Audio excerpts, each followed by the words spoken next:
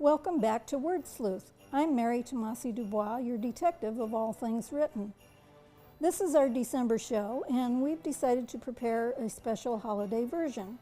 So I'd like to introduce my guest, Santa, aka Bruce de Les Dernier, Artistic Director of the Los Gatos Shakespeare Festival, which, by the way, will be celebrating its 10th anniversary season this year. Welcome, Santa. Well, hello. I love your fall outfit. Oh, thank you. Rather slimming, don't you think? Yes, I think so. Your red suit is probably being repaired by the elves, is that correct? Well, it is. The elves work diligently all year long to get all that chimney soot out of the suit, especially the white parts. Little safety tip, keep those chimneys nice and clean. And of course, they're letting it out a little bit each year as well, so I have a little more comfort getting in and out of that sleigh on all those rooftops. Oh, I understand. Well, you've graciously accepted to read excerpts from my story, Douglas's Big Christmas. Are you ready? I am ready. Take it away. Here we go. Douglas's Big Christmas, Chapter 1, A New Home. The little sapling found himself waking in a strange new place. It wasn't warm and humid like the glass house nursery he was used to.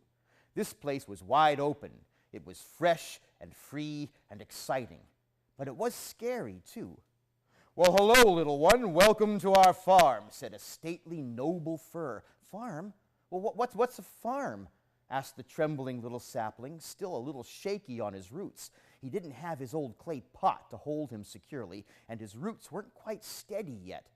"A farm is where we Christmas trees live," answered the old fir, announcing that his name was Royal the Fifth. "And what's your name?" I guess I don't have a name," the little sapling said softly. "No name? Well, we'll just have to give you one. Now let's see. You look like you're going to grow up to be a Douglas fir. That's it. We'll call you Doug. That's short for Douglas." Not waiting for the little sapling to give his approval of the new name, Royal asked if he liked the farm so far. "Oh, yes, I think so," said the little sapling. "You think so? My boy, you either like it or you don't. What's there not to like?" was all Royal could say. I do like it here, Royal Sir," said the little sapling. "And I like my new name, too. It's just so different here from my old home. I mean, here I can see the sky better. And mountains. I couldn't see the mountains from the nursery windows, and I couldn't see the valley and trees. There are so many trees." Royal giggled. "Yes, it is different, and I admit a little scary. Why, I can remember my first day here after the nursery." "You came from the nursery?" Doug interrupted. Royal was so big and stately, Doug just thought he'd always been in the grove. "Yes, I was born and raised in the nursery, too. But my great-great-grandparents came from an ancient forest. My guess is yours did, too." "Well, what's an ancient forest?" Doug was curious. No one in the nursery had ever spoken of an ancient forest. "All the trees and plants we see today originally came from ancient forests," Royal explained. There weren't many humans living around them then, just animals, so the forests were lush and dense with vegetation. The trees grew to be huge, with trunks so wide it could take 10 humans to encircle them, and the trees lived to be hundreds of years old. There aren't many ancient forests left, though I guess humans have been cutting them down. Thank goodness they at least have the nurseries, or we might not even be here. Yes, the farm can be a little scary at first," Royal repeated. "Not quite so protected as the nursery, but freer. Yes, sir, you can really spread your branches here, not all cramped up in that old pot." And as he was saying that, Royal stretched out his limbs and new growth as though they were fingers. Chapter 3. One day, Doug asked Royal, "Why do some trees have fruit and we don't? What do we do?" "What do we do?" Royal was a little exasperated that Doug might be thinking that Christmas trees weren't important. "First of all, we produce oxygen. We're just about the most efficient oxygen producers of all the trees. Without oxygen, animals and humans couldn't live. It's what they breathe. But the best part is, we give joy. After all, we're Christmas trees." What's a Christmas tree?" Doug asked, a little embarrassed that he really didn't know. Well, being a Christmas tree is just about the best job any tree could have. They're all important, mind you, but being a Christmas tree, oh, well, I know I just wouldn't want to be anything else. Royal stood there with his branches folded across his trunk, his eyes closed, and a big smile on his face. My boy, Christmas is our shining hour. We'll take center stage. Now, Royal began daydreaming again and mumbling quietly to himself. Doug could just barely make out the words, something about the beautifully decorated room Royal hoped he'd soon be standing in. Royal was jarred back to the moment by Doug's question. But how will you get in the decorated room? Oh, well, now that's an exciting part too, Royal hesitated, not sure Doug would be able to handle the next part of the story. You see, he began slowly, families will be coming to the farm. Huge numbers of families. They come to hunt for the perfect tree. And when they find it, they cut it down. Cut it down? Doug was trying to pull his roots out of the ground. He wasn't quite sure what he'd do if he got him out, roll down the hill or something. I mean, Doug had never felt so stuck before. He couldn't understand why Royal wanted to be cut down, just to make some family happy. Well, I know, you're frightened. You're afraid it might hurt, Royal said. Yes, I won't lie, I've been told it does hurt a little. But we can take it, Doug. You have to train for it, mind you. Get your thoughts in order and breathe slowly. I'll teach you how. Then Royal finished his story by saying, then you hope the family that picks you is kind and follows the rules. Royal had raised Doug's interest for a moment, even though he hadn't entirely convinced him. What do you mean, a kind family that follows the rules? Doug wanted to know. Now, in the book, Doug has many other adventures on the Christmas tree farm, and eventually he grows up into the finest specimen of a Christmas tree ever grown on Mr. Simmons' Christmas tree farm. So Mr. Simmons decides to keep Doug for his own personal Christmas tree. Chapter 9. What a beautiful room. When Doug awoke, he found himself standing in a warm room next to a fireplace. There was greenery on the mantel and candles everywhere. This was different from the beautiful outdoors. It had a strange beauty all its own. It was cozy and friendly and somehow loving all at once. Doug recognized Mrs. Simmons. She was bending over the coffee table, opening boxes that were strewn all over it. Here, dear, she said to Mr. Simmons, help me with the lights. Oh, I've already done my job, Mr. Simmons complained in protest. I cut it down. I put it in the stand. Isn't that enough? Oh, you say that every year, giggled Mrs. Simmons, not paying any further attention to Mr. Simmons. Once the lights were wrapped loosely around Doug, Mr. Simmons plugged them in. Well, what do you know? They all lit. Don't have to go out at the last minute and buy new ones. Now that they were glowing, Doug heard their tiny, twinkly voices. Boy, would you look at the tree we're on this year? No, I can't see, said Flasher. He's too bushy. Well, from where I am, said the rest of the string of lights in unison, we're beautiful. Their tiny voices were friendly and cheery at the same time and added to the warm welcome Doug felt. As Mrs. Simmons was opening one of the boxes with the words shiny bee something on the side, Doug heard a strange, gravelly, grumpy voice. Well, thank goodness, finally let out. Been stuck in that darn box too long? I'm getting too old for this. Doug guessed it was what Royal had described as an ornament. It was in the shape of an old car. Doug could see that the paint had worn off in spots, and in spite of the name on the box, this ornament wasn't all that shiny. Mrs. Simmons placed it gently in Doug's middle, making sure its hook fit snugly around Doug's branch. Ah, feels good to be out. Place right here in the middle where I can see everything. The lights didn't say anything in response, just twinkled and hummed a little tune that Doug thought they might be making up as they went along. The next ornaments were old too. Mrs. Simmons handled them gently and placed each one carefully, making sure to pick the perfect spot for each cherished gem. There was a gingerbread man who said he was glad to see the old room again and how beautiful the mantel was this year. There was Bo Peep with her shepherdess's crook, who had been placed next to Gingerbread Man. and Doug thought he saw her kiss Gingerbread Man on the cheek when she thought no one was watching. There were ornaments that were in the shapes of fruits and vegetables, some in the shapes of objects, and some in the shape of people. Then there were some that didn't have any particular shape at all. They were just beautiful and unusual. There were old ornaments that had been in the family for years, and there were newer ones. There were ornaments that had been given to Mr. and Mrs. Simmons, and some they had collected themselves. It always took Mrs. Simmons hours to decorate the tree because she wanted to make sure every ornament had its own special place.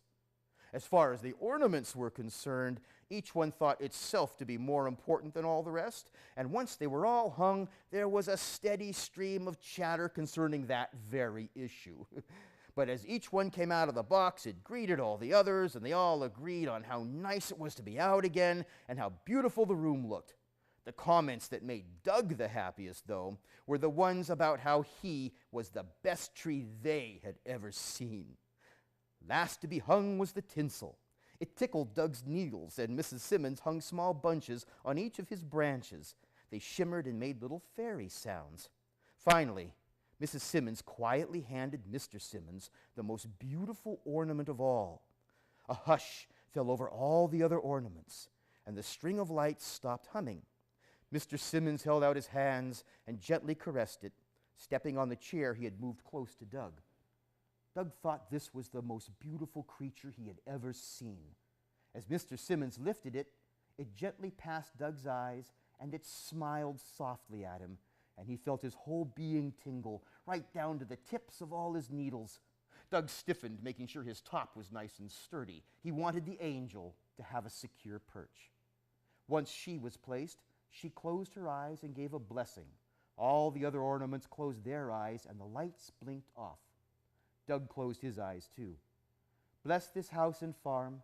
Bless our family. Bless us all that we may do a good job of helping our family celebrate this joyous season, and bless our beautiful tree that fills our home with such wonderful fragrance.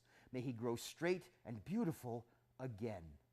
The angel concluded, and Doug felt a little tear of sap drop from one of his eyes. Chapter 11, The Quarreling Ornaments. Each evening, Mr. Simmons built a fire in the fireplace, and then he and Mrs. Simmons would sit close to each other on the old sofa, admiring the beautiful tree. The grandchildren would lie on the rug near the fireplace, playing games or reading, while soft holiday music played on the stereo.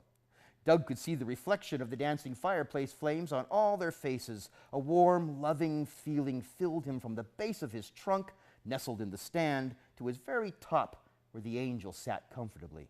Finally, everyone would go upstairs to bed. Even the tiny lights wrapped around Doug went to sleep. Only embers in the fireplace would be left, and they cast a soft glow in the room, creating a peaceful mood. That mood was always broken, though, by the bickering among the ornaments.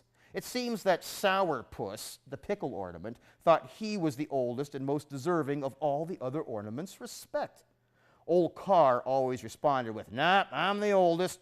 Wasn't I the one to be hung first, and haven't I always been hung right dab in the middle where I can see everything? I say that makes me pretty darn important." "Oh, how can you say that?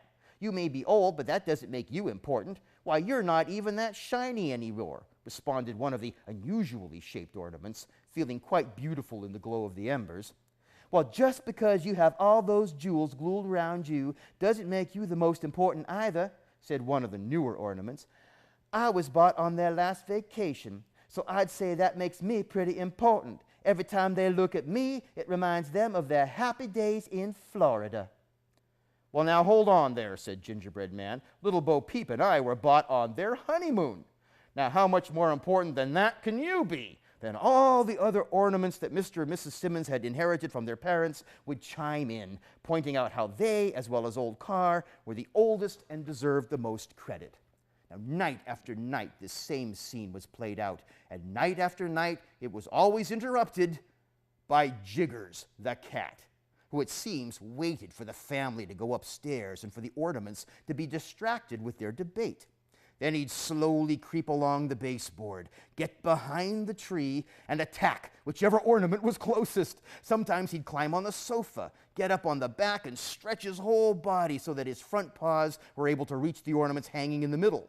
Now, all the ornaments tried to squeeze themselves into a smaller size and shrink up closer to Doug's trunk, but that never made a difference. Jiggers was always able to bat around whichever ornament he'd chosen. This went on until Mr. Simmons would yell, "Jiggers, get up here!" And Jiggers would go scampering up the stairs to the relief of everyone, including Doug. Tonight was no different. Out of sheer exhaustion from all the arguing, the ornaments finally fell asleep, and quite finally, silence filled the room. Now we move ahead to chapter 14. It's now Christmas Eve. Doug meets Santa. Doug was about to drift off into a peaceful dream when he heard thumping sounds on the roof. He asked the ornaments and lights if they heard that sound, and they mumbled, No, go back to sleep. Then there was a different noise, one that sounded as if it were coming from the chimney. "Ho, ho, ho, boy," said a voice. "This old chimney's a tight one." Doug's eyes were wide open now. "You heard that, didn't you?" he asked the ornaments. Oh, yeah, it's Santa." "Didn't anyone ever tell you about Santa?" they replied. "Santa? Santa who?" It seems that Royal hadn't told Doug everything there was to know about Christmas. He's a nice old man that comes every year and puts things under the trees for the family," said old Carr. "Oh, he's more than just a nice old man," said the angel. "Why, he's the very spirit of love, which is the true meaning of this whole celebration. And it is the love in everyone's hearts that keeps him alive.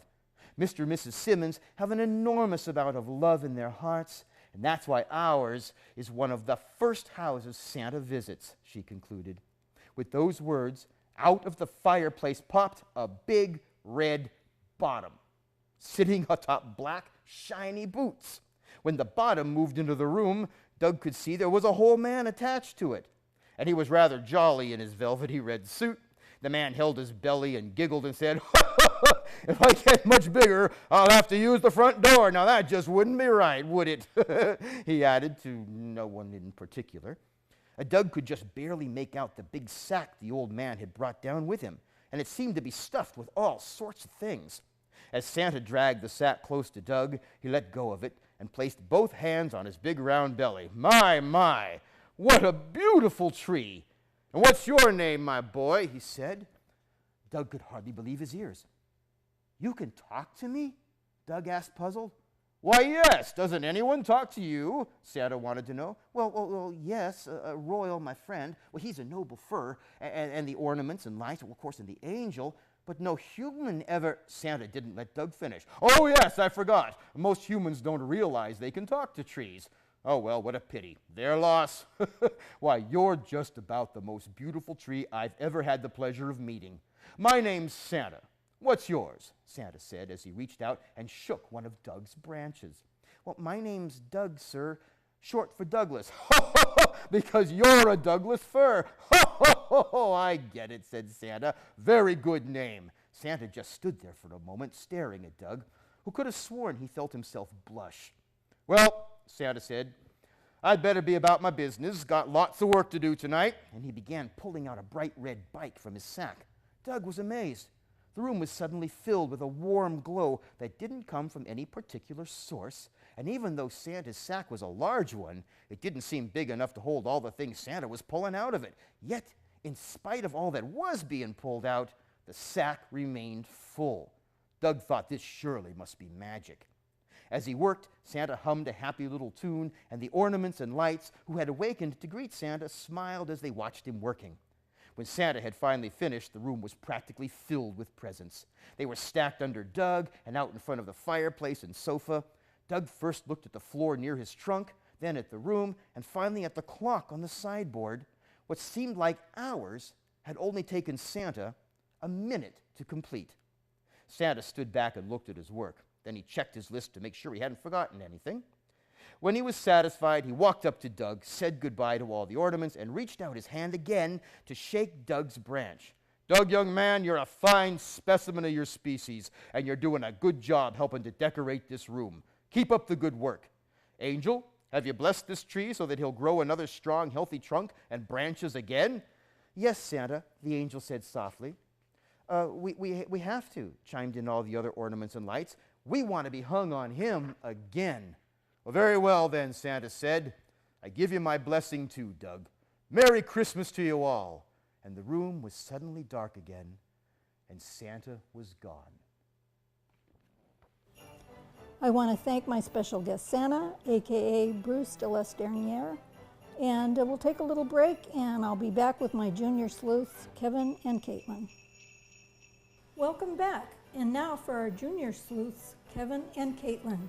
Kevin is going to be reading the poem The Night Before Christmas in California. On the night before Christmas, all down 101, the traffic was deadlocked. It wasn't much fun. The parties were starting, the hosts in despair, in hope that the catered food would be there. The fine salad greens and the aged chardonnay were stalled on the freeways, and there they might stay. The salesfolk at Broadway, they were glancing at clocks, while last-minute shoppers seized sweaters and socks to fill the stockings hung by the chimney with care, in hopes that good Saint Nick would somehow get there. The sky over Tahoe was starry and bright, but the fog on the coast would last all through the night. As KNX broadcast the news of the hour, the picture looked bleak and the outlook was dour. From far Crescent City the story was flashed. Saint Nick and the reindeer have possibly crashed. The fog is so thick that even Rudolph can't lead, and Santa has said it's a problem indeed. My fog lights are powerful, but this is pea soup. The poor reindeer can't make their way through such goop. Into 10 million homes came this horrible news. There was wonder in Fresno, shock in Santa Cruz. Let's form an initiative, Proposition C. Let's ban fog on Christmas Eve. It just can't be. The children were up. They would not go to bed. They were watching TV and they heard what was said. They thought of the stockings they'd hung up with care, hanging limp and unfilled with no presents to share. They thought of the 10 million toys gathering dust, piled up at the North Pole and starting to rust. And all through the suburbs arose such a clamor. It rang through the night like a screaming jackhammer. The governor was called and the mayors alerted. The need for solutions was loudly asserted. They called on the Warriors, they called on the Lakers, the Giants, Niners, Clippers, but there were no takers. The night hours were passing and Santa was groaning. He still had to do Idaho and Wyoming. When finally a lawyer in South Contra Costa sprang up from her dinner of angel hair pasta. "I'll get a court order, a clean writ of habeas. We'll outlaw this fog, send it off to Las Vegas." The forces were mustered, the deed quickly done, and Santa completed his rounds on a run. The children were cheering, the parents ecstatic. The palm trees were swaying, the vistas dramatic. From Southland to Napa, Sierras to coast, came a message from Santa more grateful than most. It swept through the Golden State, ringing and bright.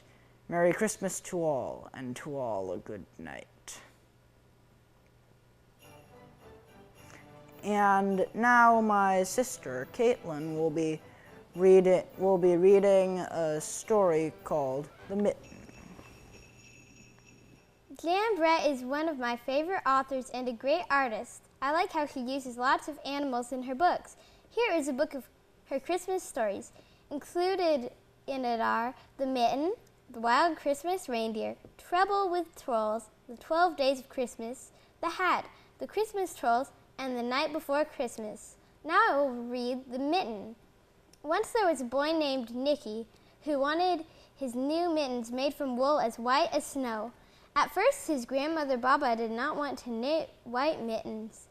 "If you drop one in the snow," she warned, "you'll never find it." But Nicky wanted snow white mittens, and finally Baba made them.